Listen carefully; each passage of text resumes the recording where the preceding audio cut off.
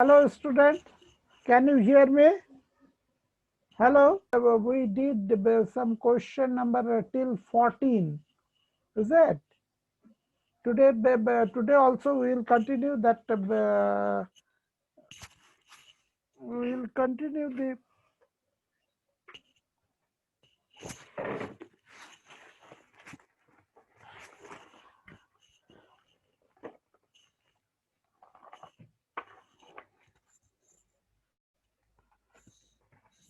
From respiration only, we will continue. Some more questions. Okay. And the question is, which metabolite is common in? Sir, excuse me, Yes. sir. Yes. This 15 we've done, sir. Yes. Oh, Yeah, we have done this question. This question has been done, no? Okay, then Yes, sir. then I will do the next. Okay, the next one is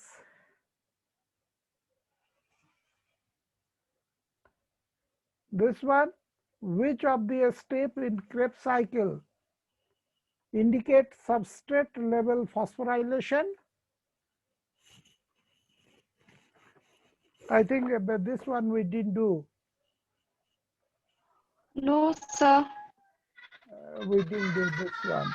Okay, this is one thing that substrate level.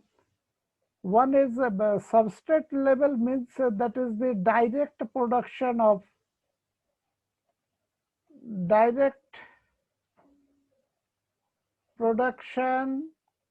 of ATP. Okay, this is called substrate level production.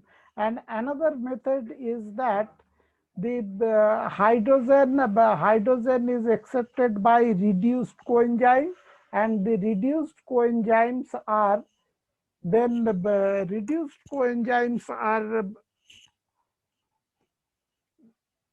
are oxidized in the electron transport chain, and then ATP is produced. Okay, but here we have to see that directly ATP production is there. So here options are conversion of succinic acid to alpha ketogluteric acid, conversion of succinic acid to malic acid, and conversion of succinyl coenzyme A to succinic acid. During this process, during the conversion of succinyl coenzyme A to succinic acid, there is a production of GTP, actually guanosine triphosphate, not adenosine triphosphate. So initially GTP is produced, and then from the GTP ATP is produced. I will show you that the Krebs cycle, and then you can understand that why where it is being synthesized.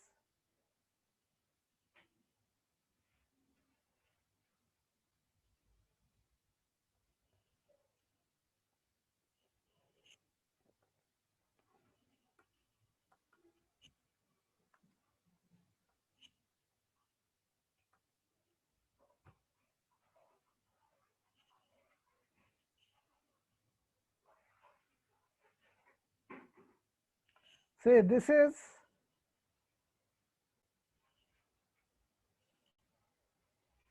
the diagrammatic representation of the Krebs cycle. Okay.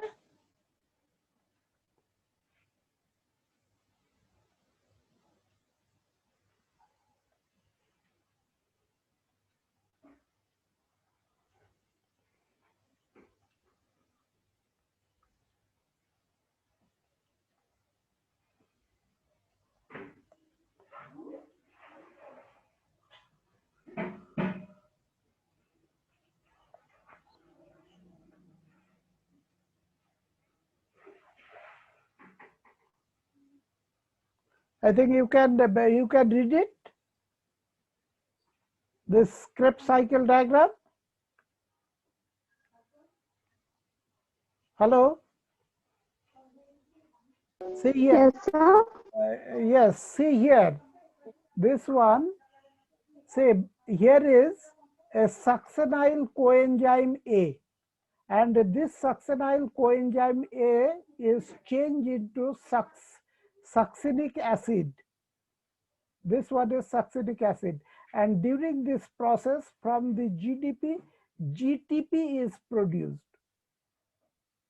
and from this GTP there will be production of ATP. Okay, from ADP to ATP. So this is the substrate level production. And in other places, what happened, that initially reduced coenzymes NADH2 are produced at several places. NADH2, FADH2 are produced, and from those, when this reduced coenzyme is oxidized in the electron transport chain, they produce ATP.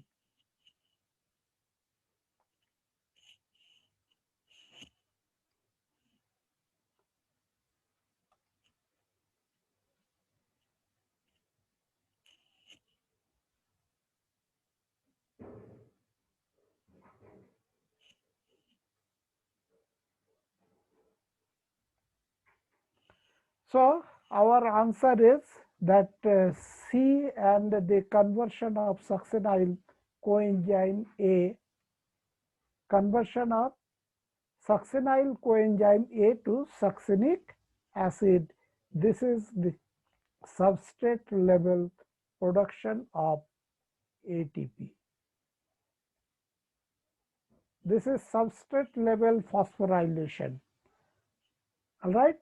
And the last one, that is the oxidative phosphorylation. So two things are there.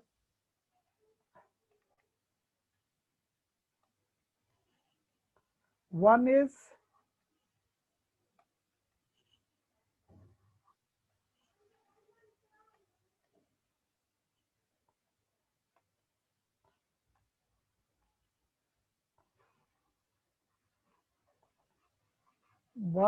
substrate level ATP synthesis,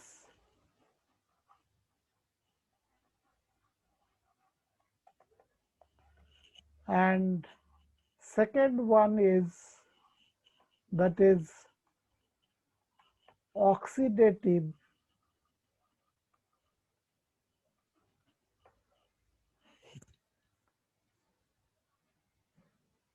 phosphorylation.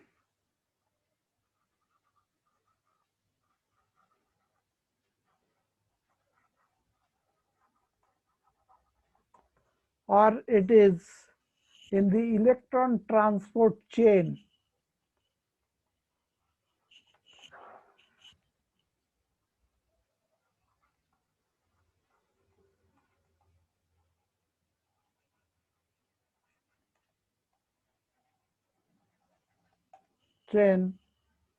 That ATP is synthesized.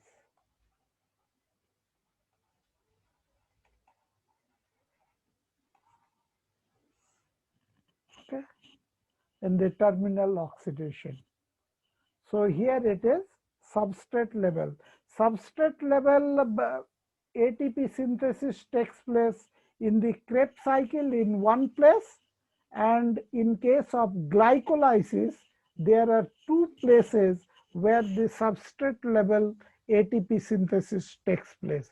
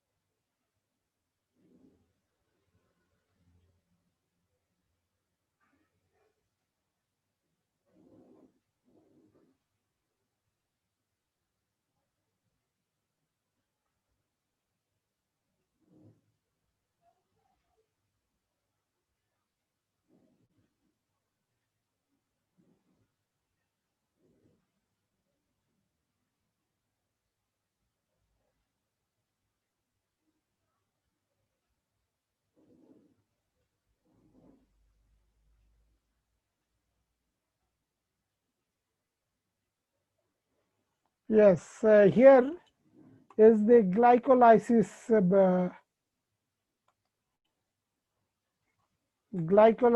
chart. All right.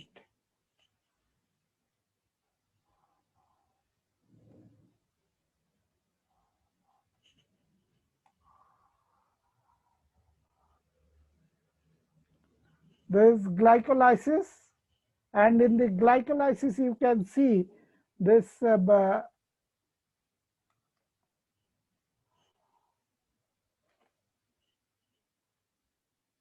here is one ATP production. ATP production is here, and another ATP production is here. That is from the 2-phosphoenol pyruvate, from phosphoenol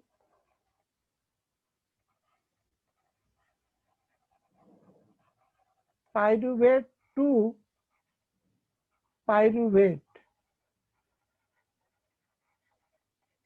During this, ATP is synthesized, and another ATP is synthesized during this biphosphoglyceric acid or bis phosphoglyceric acid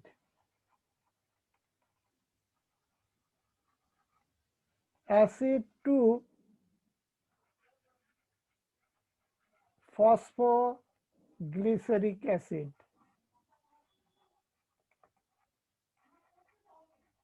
Okay, so here is one production of ATP.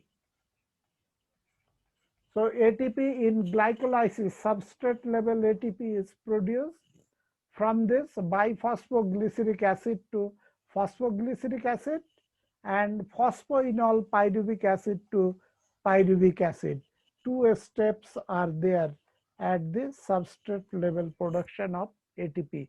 And in Krebs cycle, there is one place where the substrate level ATP production takes place.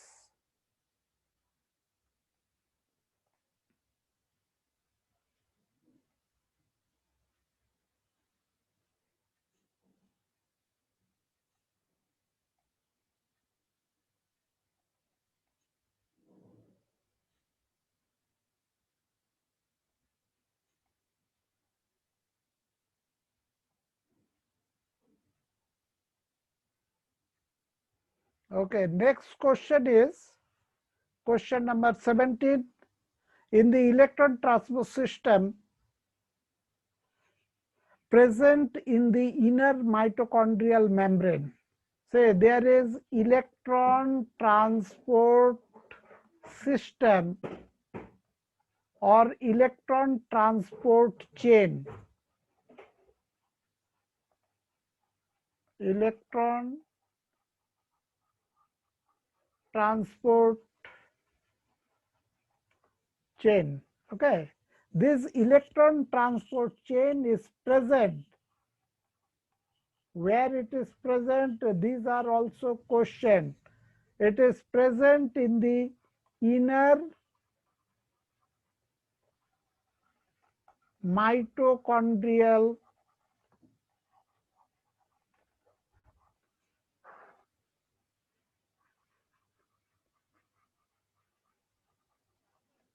membrane.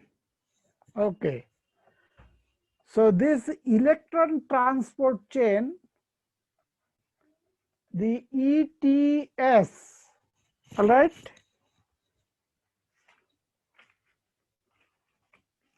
ETS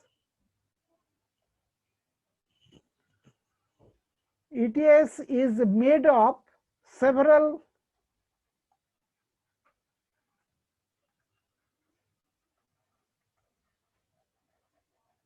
compounds, that is the chemical compounds or substances. They may not be compound also. some substances having the increasing redox potential. Redox potential, that is from negative to towards the positive potential.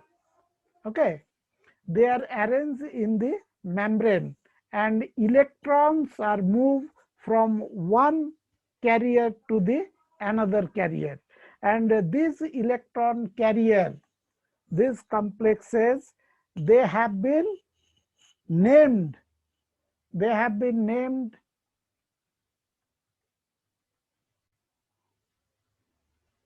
as a complex. All right, they have been named as complex. So there is complex 1, then complex 2, complex 3, complex 4, and complex 5. Complex 1 is, I will show you before that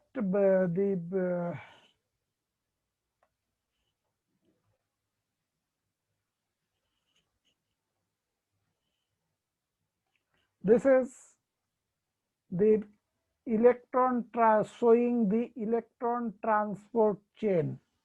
I think this is there in your book, and here you can see the different complex are there. This one is that complex 1, this is complex 3, and this one is complex 2, then complex 4, and finally the complex 5. All right, so complex 1 is,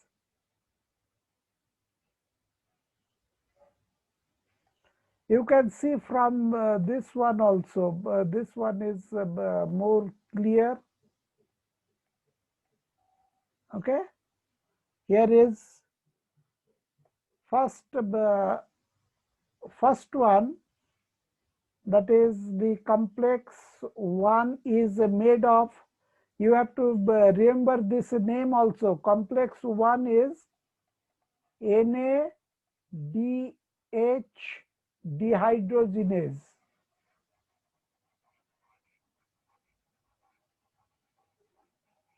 Okay, NADH dehydrogenase.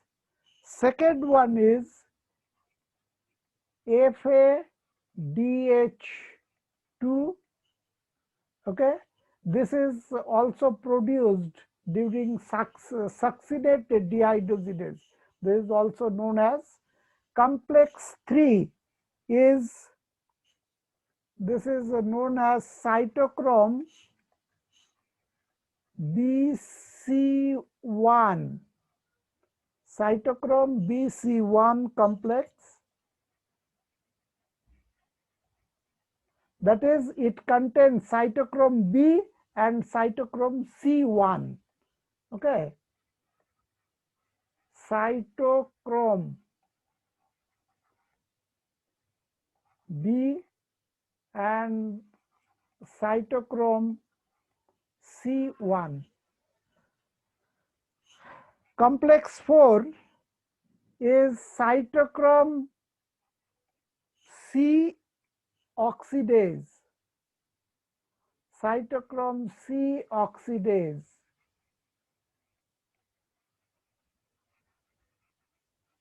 Complex. And complex 5 is the ATP synthetase. Complex 5 is ATP synthetase, that which help in the synthesis of ATP directly. So our question here, that is,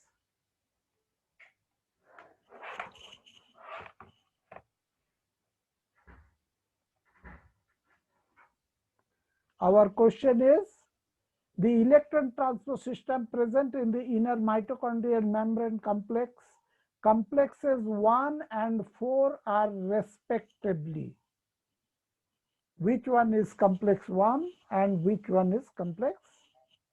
Say this one, NADH dehydrogenase is complex 1, FADH2 is complex 2. FADH2 is complex 2. This is not the correct one. Here question is for the complex 4. So this one, that is NADH dehydrogenase and cytochrome oxidase complex. This is the answer. So we have to remember, say this question is that this is one question, but you can know that in the similar way that question may be asked. All right. So the different complexes you have to remember. Actually, cytochrome, these are the electron carrier molecule. They are electron carrier.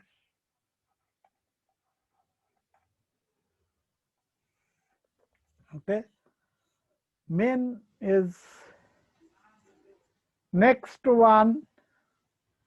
Say there is another question related to the electron transport chain. A small protein attached to outer mitochondrial membrane,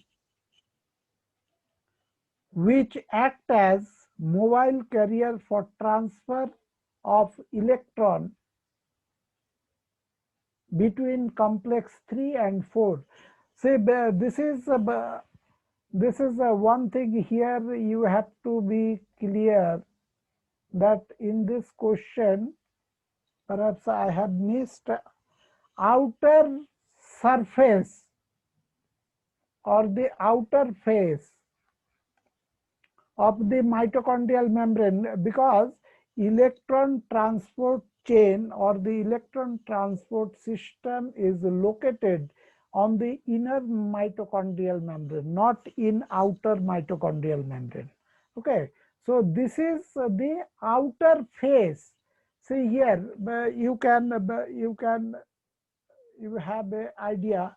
This one, that shaded portion, this is showing the inner mitochondrial membrane, and this side is inner face,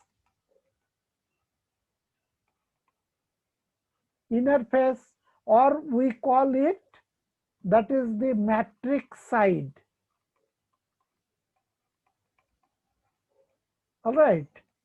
So this inner side is matrix side, and this is the outer side of the inner mitochondrial membrane. So this one is the intermembrane space side. This is intermembrane space. Intermembrane space. Okay, so this is this side. So this is outer side, this is inner side. So this different electron carriers are located in the inner membrane, but their orientation is different. Some may be in the middle, some may be on the inner surface, some may be on the outer surface. So there is one protein which is a mobile carrier, not fixed. They can move, outer mitochondria, which act as a mobile carrier for transfer of electron between complex 3 and complex 4. Complex 3 is BC1 and complex 4 is cytochrome C oxidase. See, cytochrome C oxidase. Cytochrome oxidase is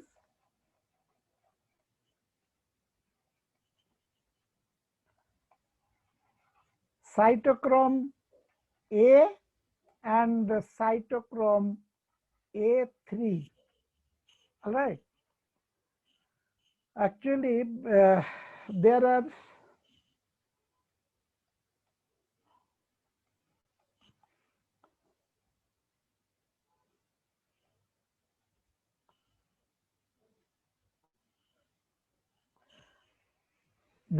several types of cytochrome. All right. Okay. There is cytochrome B, cytochrome C, cytochrome C1, right?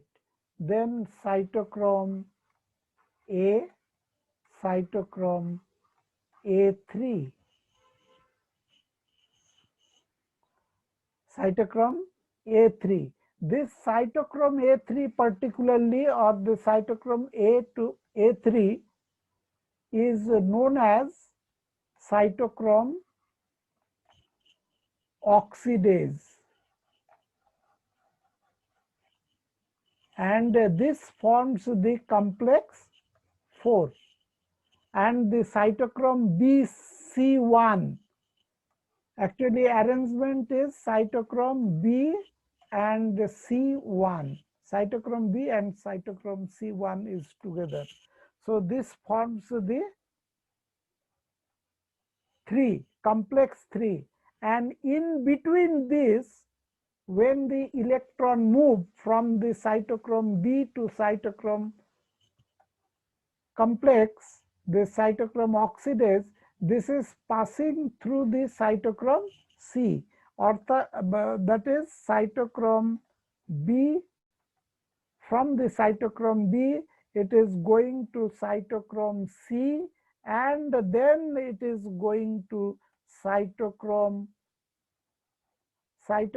A, then to cytochrome A3. Okay, and from the A3, then the things goes to oxygen.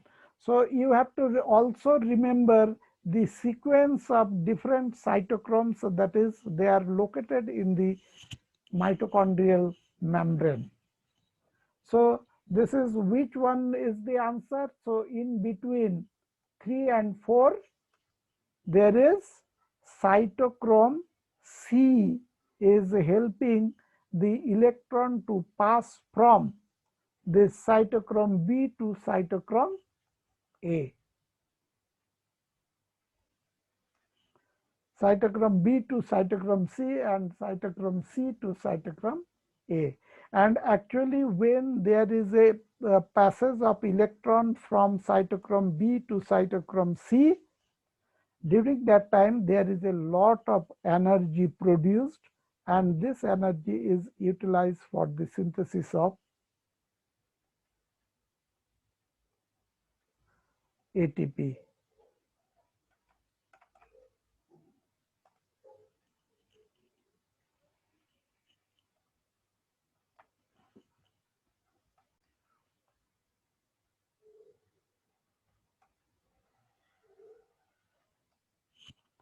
Okay, so our answer is this one. The cytochrome C I have put here a tick. So later on, when you will see it, you will get that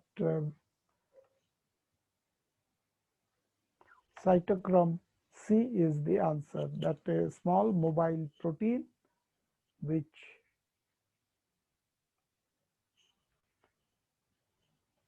next question. The Kemi-osmotic coupling hypothesis of oxidative phosphorylation posits that adenosine triphosphate is formed because, say, as I told in case of photosynthesis, that during the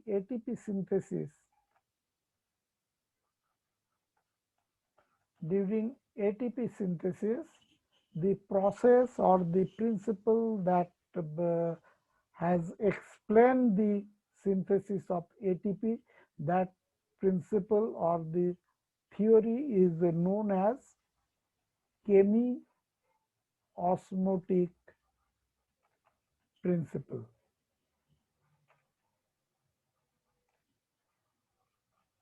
Okay, whether it is the mitochondria or it is chloroplast, it is the chemiosmotic. And according to the chemiosmotic hypothesis, okay, according to chemiosmotic hypothesis, there is that proton gradient. Proton means hydrogen ion. Hydrogen ion is positively charged. This is proton gradient. Say this one is the membrane, and this is one side, this is another side. Say this is inner and this is outer of the membrane. This, for the synthesis of ATP, according to the chemiosmotic hypothesis, there must be a proton gradient across a membrane. That is, in one side, very high concentration of proton, and on the another side, less protons. There is a very less proton or no proton. Okay, so this gradient is formed, and when this gradient is broken, then the energy is released, and that energy is utilized for ATP synthesis. So this gradient is broken by a process that proton find some passage, okay, across this membrane. This is here you can see in this diagram. Okay, here is one.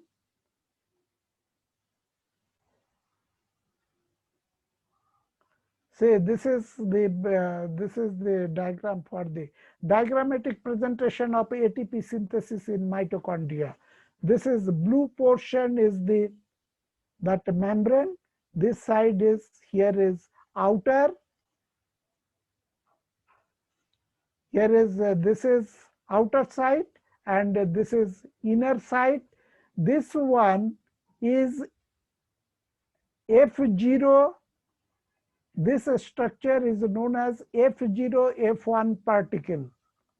What it is called? F0 F1 particle. Okay, this F0 F1 particle is located in this inner mitochondrial membrane in such a way that F0, the basal portion, is embedded in the membrane, and a globular portion that is protrude inside. That is, this is the mitochondrial matrix side, towards the matrix side. This basal F0 portion, they provide a path for this proton.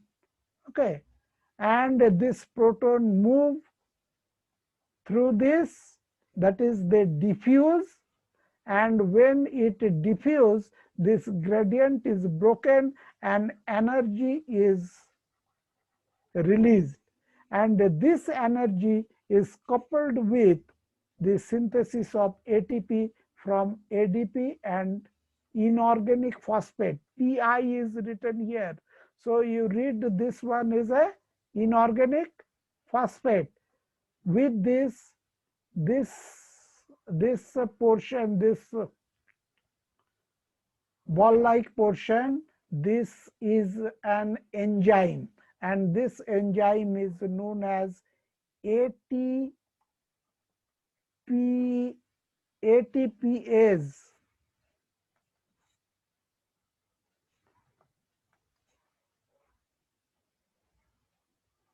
ATPase or ATP synthetase. So this helps the synthesis of ATP. So in the chemiosmotic synthesis,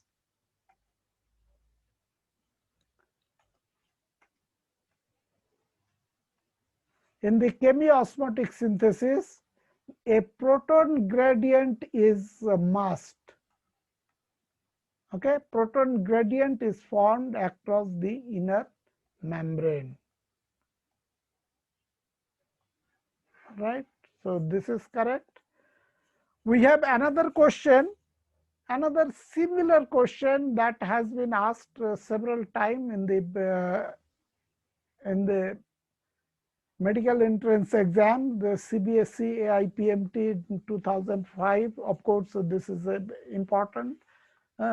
Chemiosmotic theory of ATP synthesis in chloroplast and mitochondria is based on, what is the basis of this chemiosmotic theory?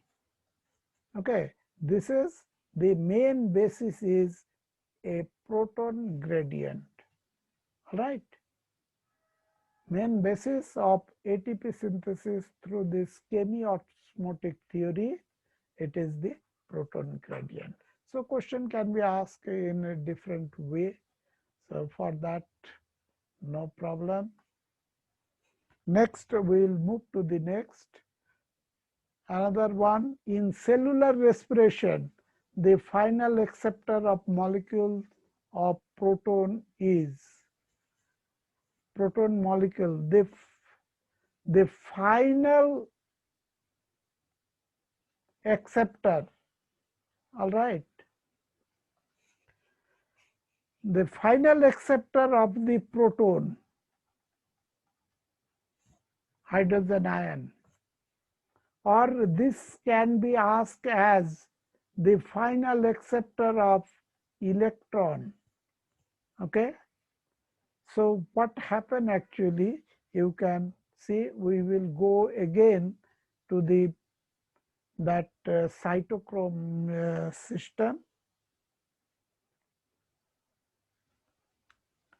I told that when the electron, electron pass through this cytochrome, and that hydrogen ion, this one is passing through the water that is present in the intermembrane space, intermitochondrial membrane space. So say this electron is present in the cytochrome A3. This cytochrome A3 pass the electron to the oxygen, and oxygen get negatively charged after getting 2 electron. When it get negatively charged, then this oxygen will accept 2 protons. Okay, 2 of the proton it will accept, and then from here will produce water. This is called the metabolic water. And in the respiration process, this is the place where oxygen is utilized. We have learned the entire process of respiration, but nowhere oxygen has been used. This oxygen has been used at the end. So this oxygen is used as what? It is accepting electron, it is accepting proton and making water. So this is how that terminal oxidation takes place. That is why we call it is a terminal oxidation.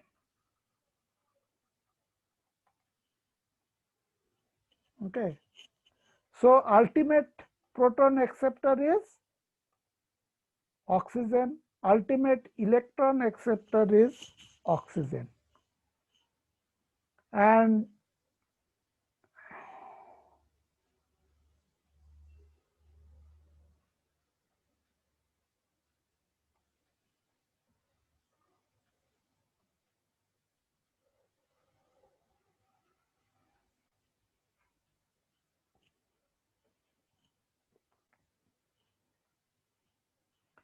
so acceptor is here oxygen. See, in this also there are these are the coenzyme NAD, FAD, NADP. These are called, these are coenzyme. In the process of glycolysis and the process of that Krebs cycle, oxidation process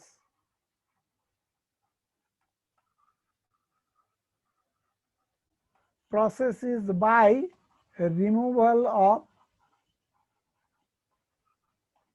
hydrogen.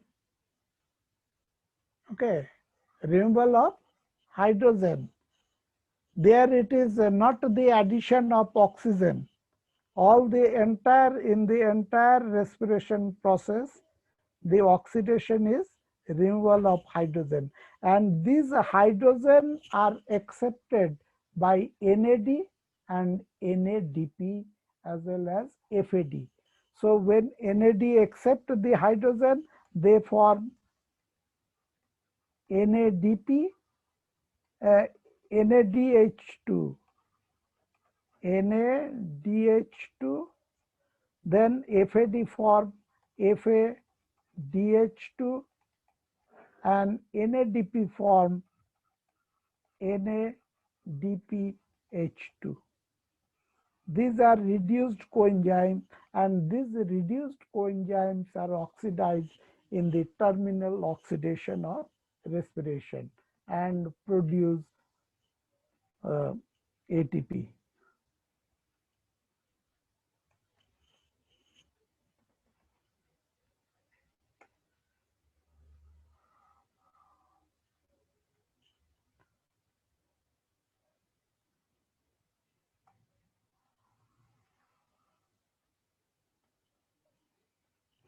Okay, next one quickly we will go.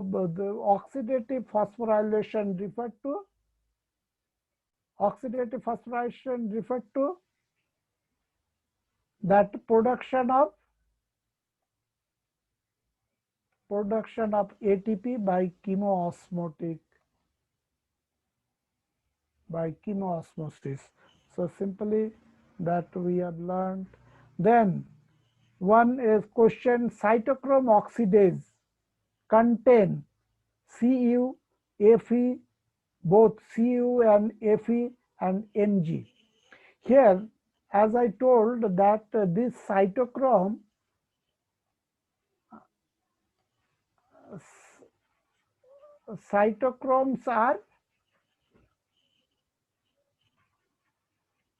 are electron carrier,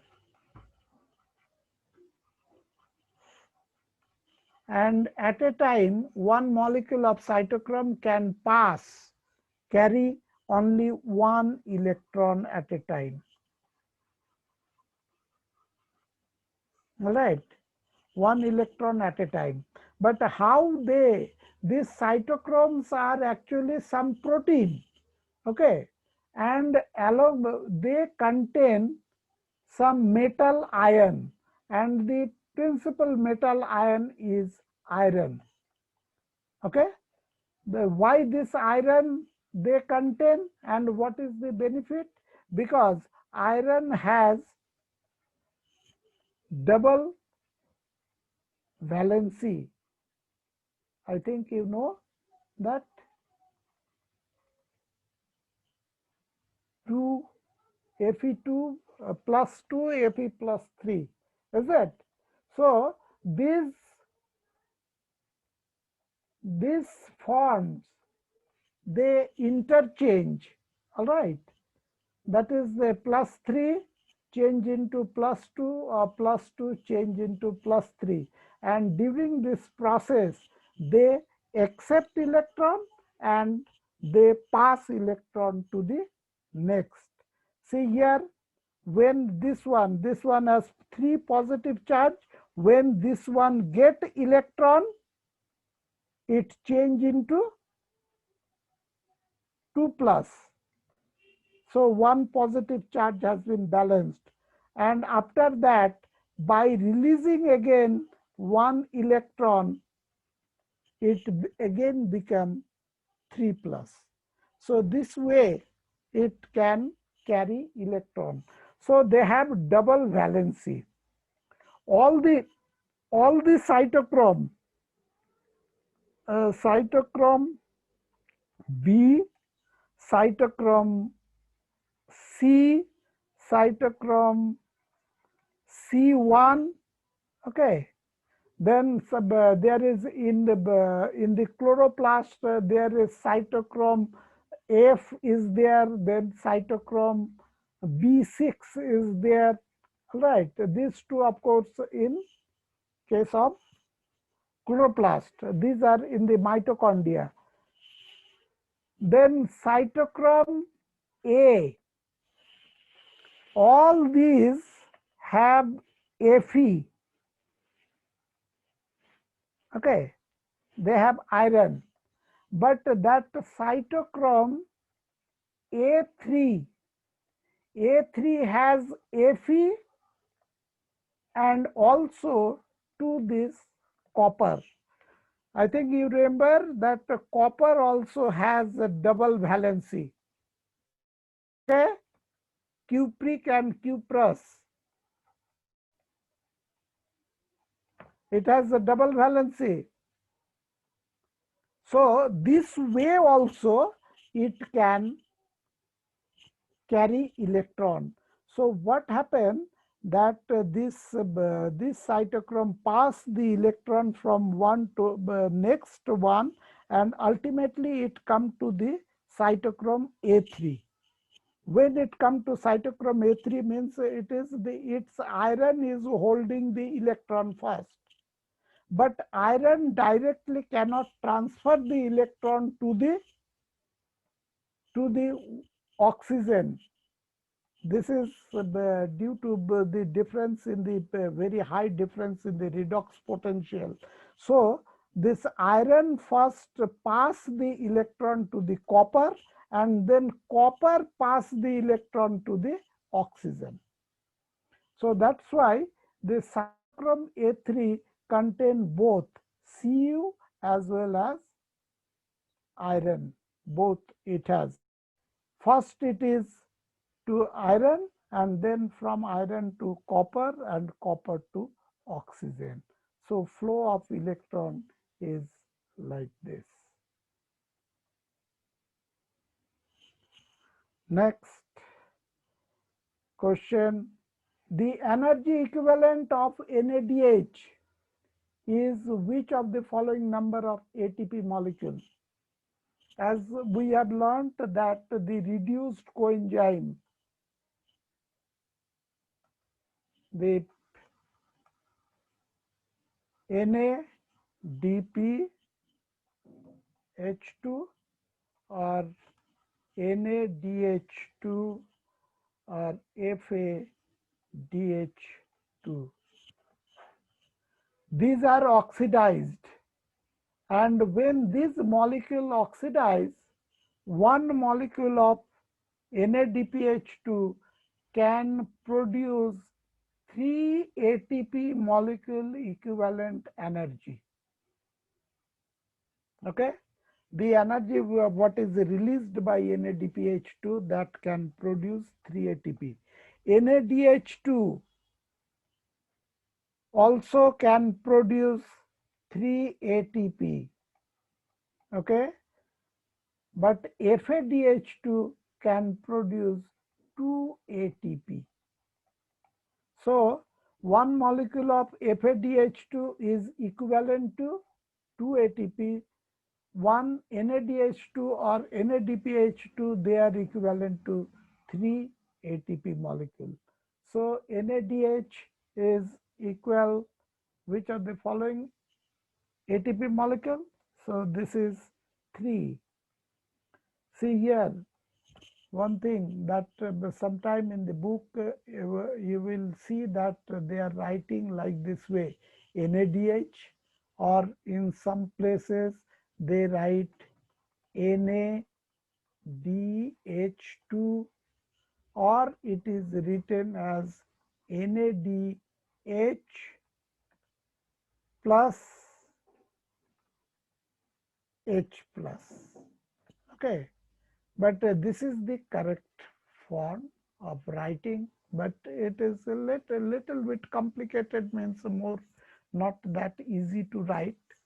So this is the different way. These were the older method of writing NADH2, but now in most of the book you will get writing the reduced one in this way. Next is the aerobic respiration. Total number of ATP molecule formed from one glucose molecule. This has been asked several times and it is the common question. The answer is 36. Okay, from one glucose molecule,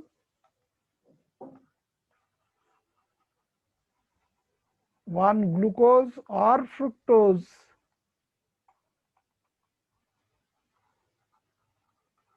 that is the hexose sugar.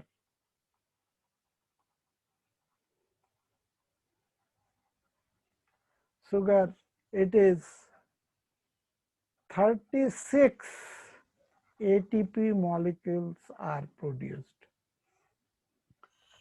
Okay, one thing is our earlier total number of ATP produced, with that also little bit debate is there.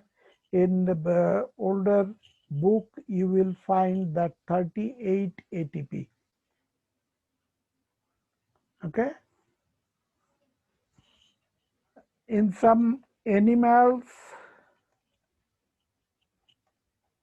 and that bacteria, they are able to produce this 38. Okay, that is there is conditional things are there, but in case of plant particularly it is 36. Out of this 36, that is it is 6 plus 30. This 30 is in the Krebs cycle and 6 is from the glycolysis. In the glycolysis, NADH2, which is produced in the glycolysis, they cannot produce 3 ATP.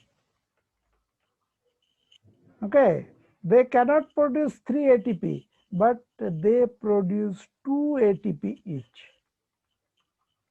The details I cannot explain now.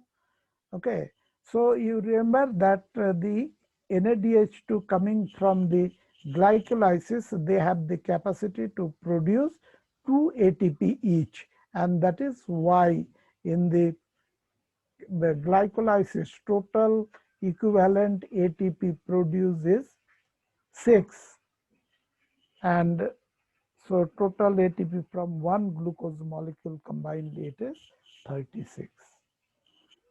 Next is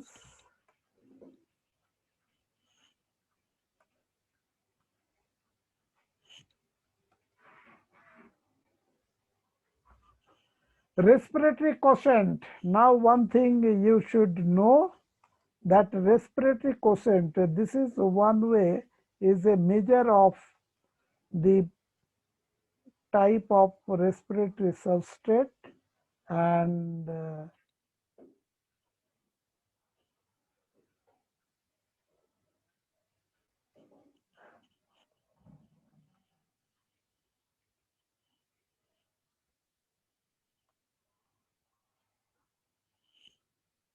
okay, this is the respiratory quotient. See here, respiratory quotient is the volume of carbon dioxide evolved by volume of oxygen consumed. This one actually give us an idea of the respiratory substrate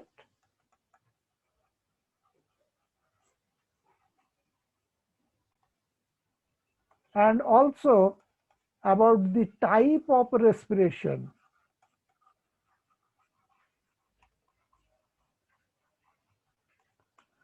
Type of respiration, that is, it is anaerobic or aerobic. Respiratory substrate, whether it is carbohydrate, fat, or protein, or organic acid. So accordingly, carbon dioxide production and oxygen consumption vary. So this quotient is known as respiratory quotient. So for different types of respiratory substances, substrate, different respiratory quotient value is there. So respiratory quotient of glucose is what is 0.5071. Respiratory quotient of glucose, this is a carbohydrate, and it is, if it is oxidized completely in aerobic condition only, in aerobic condition only, then the value of RQ is 1, that is near unity.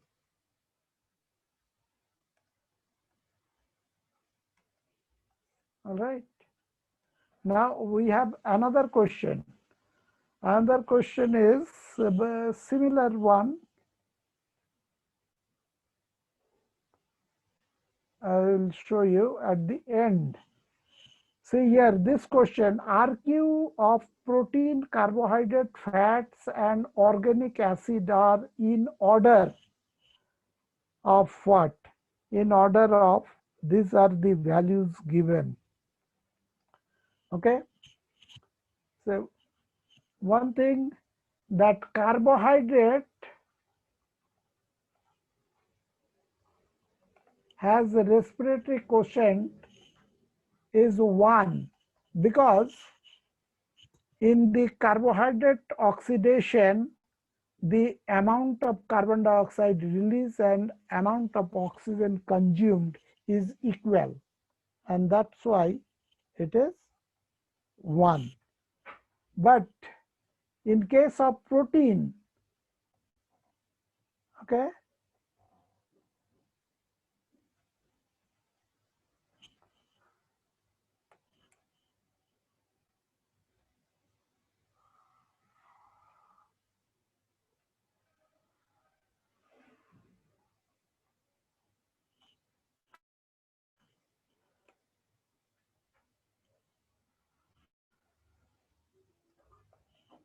in case of protein,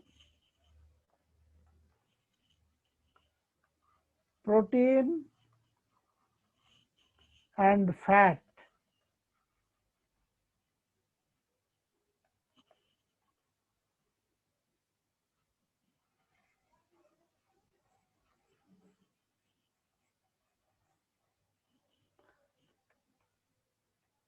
protein and fats, they have very less oxygen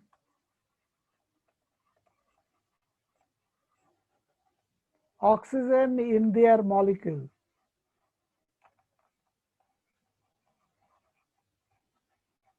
and due to that they require more oxygen from the environment,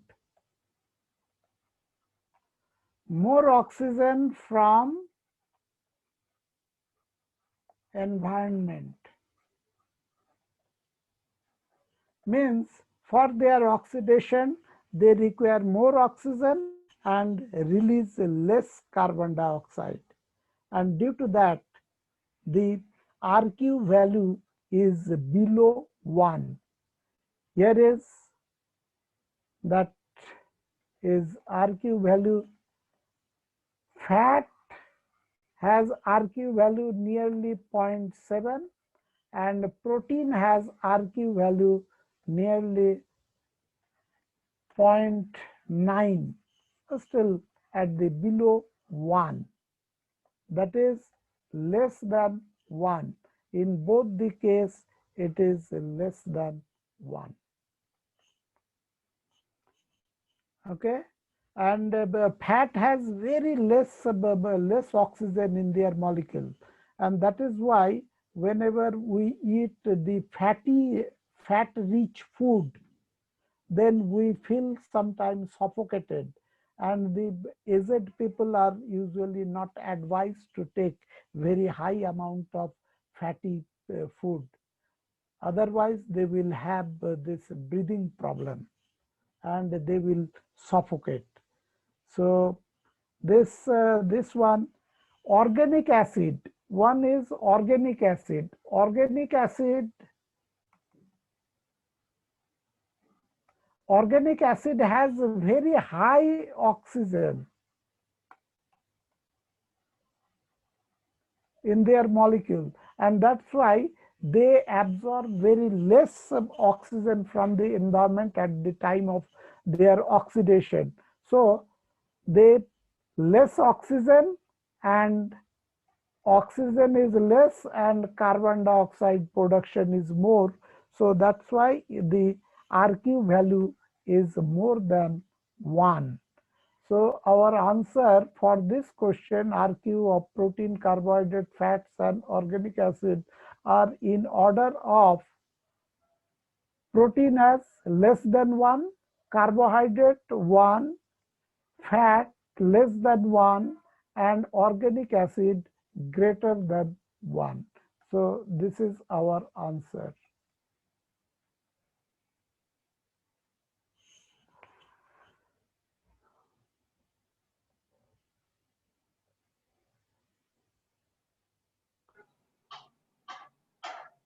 Okay, next question. This will be the perhaps the last question. Say here that select the wrong statement regarding respiration.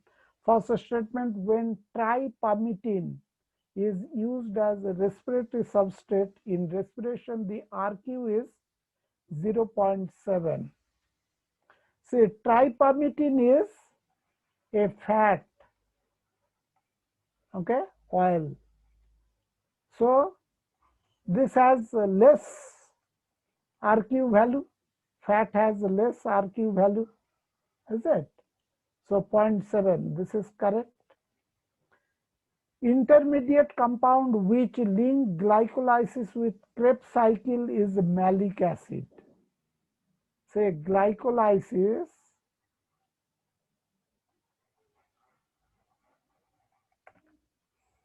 and then Krebs cycle.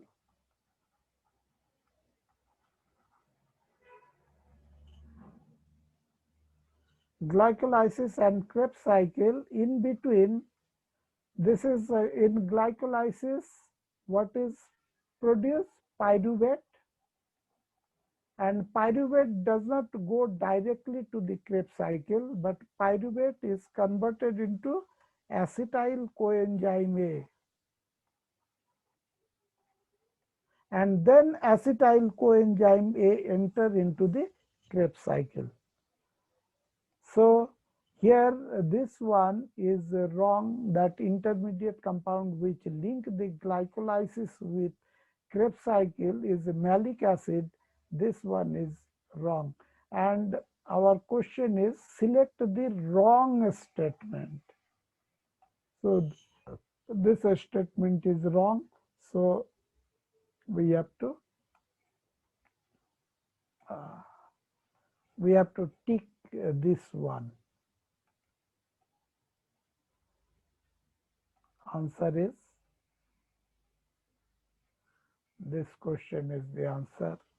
And next, another statement that one molecule of glucose yield a net gain of 36 ATP. That what we have learned already. One glucose molecule yields a net gain of 2 ATP molecule during fermentation. Fermentation, that is the anaerobic process. Anaerobic, and in anaerobic process, that 2 ATP per glucose molecule, and in the aerobic it is the 36 ATP per molecule of glucose. So the aerobic respiration pathway is approximately termed as, this is amphibolic. Okay, remember it, amphibolic means both way. It is synthetic pathway This is synthetic pathway are called anabolic, and destructive, that is breaking down. Breaking down is catabolic. In respiration, it is mainly catabolic because the food molecule is broken down into simpler forms and or energy is released. No, so it is catabolic. But if we see the broader aspect of the respiration process, then we find from the intermediate compound of the of glycolysis and the Krebs cycle, the many other important compound of the living system are synthesized. So there is a synthesis as well as the breakdown. So this aerobic respiration mainly can be told as a amphibolic, means it is both way. All right. The one question related to fermentation, hurdle race, which is the major energy source of leg muscle? It is leg muscle, it is the pyruvate and lactate. See, leg muscle, as I told, that in vertebrate animal, in their muscles, okay, in their muscle they can carry out anaerobic respiration. Whenever we require lot of energy at a time, then muscles they carry out anaerobic respiration, and that is that fermentation. In this process, a lactic acid is produced. Acid is produced. So the source of energy for the muscle fiber, the leg muscle, particularly when we are running or in the hurdle race, muscle require the energy, and so they carry out the anaerobic respiration, and in that case it is the pyruvate is utilized. So pyruvate and lactate, and this lactic acid accumulation cause the muscle pain. So today up to here. Then in next lecture we will have some other topic like growth and phytohormone. Sir, Okay. Yes. can you turn up to number 21? Number 21. Yes, sir. I didn't finish to note it down. That's why. No, but you will get it in the YouTube. Okay. At that time you can again the whole thing you can see. This will be uploaded. All right. You will get all the lecture in the YouTube. So you will from the Sacred Heart it will be uploaded. You can see all this. No need to that copying or immediately.